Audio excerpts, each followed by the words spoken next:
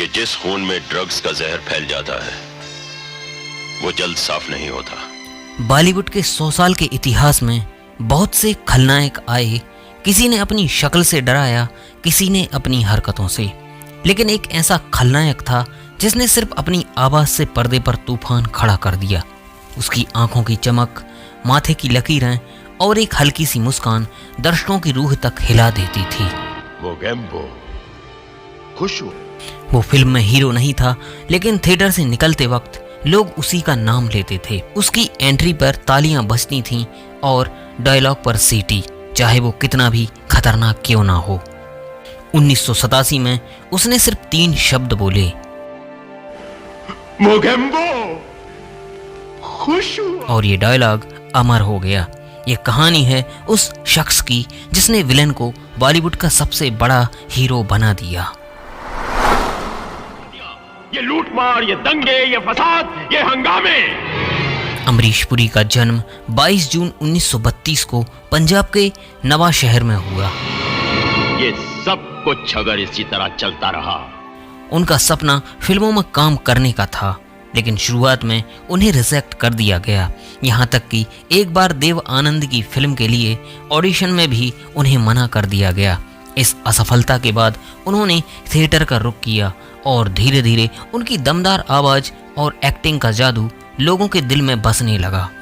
Theatre में कई सालों तक काम करने के बाद उन्हें 1971 में फिल्म रेशमा और शेरा से बॉलीवुड में एंट्री मिली।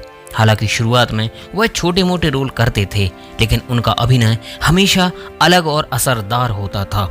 उनके चेहरे का गंभीर भाव और गहरी आवाज उन्हें बाकी कलाकारों से अलग बनाती थी। 80 के दशक में अमरीश पुरी का नाम आते ही दर्शकों के सामने खलनायक की छवि आ जाती थी। मिस्टर इंडिया के मोगेम्बो, करण अर्जुन के दुर्गा सिंह और कोयला के राजा साहब जैसे किरदारों ने उन्हें अमर बना दिया। उनके डायलॉग, बोलने का अंदाज इतना अनोखा था कि दर्शक उन्हें नफरत भी करते थे और पसंद भी। 1987 की फिल्म मिस्टर इंडिया में उनका किरदार मोगेम्बो हिंदी सिनेमा के इतिहास का सबसे मशहूर विलेन बन गया। उनका डायलॉग, मोगेम्बो खुश हुआ, मोगेम्बो खुश हुआ, आज भी लोग मजाक या तारीफ के अंदाज में इस्तेमाल करते हैं। ना समझ और जाहिल हिंदुस्तानियों ने इस किरदार के बाद उनका नाम खलनायकों की लिस्ट में सबसे ऊपर हो गया। अपनी हिस्ट्री, अपने इतिहास से आज तक कुछ नहीं सीखा। अमरीश पुरी ने सिर्फ बॉलीवुड ही नहीं बल्कि हॉलीवुड में भी अपनी पहचान बनाई। स्टीवन स्पीलबर्ग की फिल्म में उन्होंने खलनायक मूलाराम का किरदार निभाया, जिसे अंतर्राष्ट्रीय स्तर पर खूब सराहा गया। स्पीलबर्ग ने उन्हें तो दुनिया का बेस्ट विलेन कहा था। आपस में लड़े हैं, बाहर से किसी ने आकर उन्हें अपना गुलाम बना लिया है। अमरीश पुरी का सबसे बड़ा हथियार उनकी आवाज थी। गहरी, दमदार, कमांडिंग टोन में बोले गए उनके डायलॉग दर्शकों को थर्रा देते थे। उनका हर शब्द असर छोड़ता था।